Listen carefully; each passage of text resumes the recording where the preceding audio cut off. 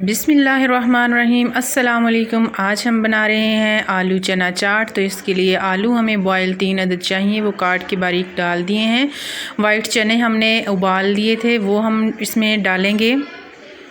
इसके बाद प्याज बिल्कुल बारीक काट के आप इसमें डाल दें। टमाटर जो हैं वो 2 अदद बारीक काट के डालेंगे। सब्ज़ मिर्च 3 अदद बारीक बिल्कुल कटी हुई।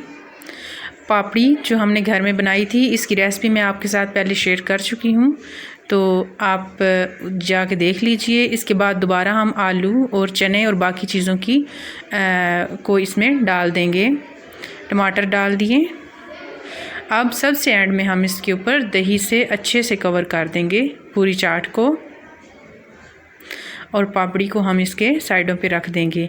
इसके बाद सबसे एंड में इसका जो सीक्रेट है, उसमें आप नमक ऐड करें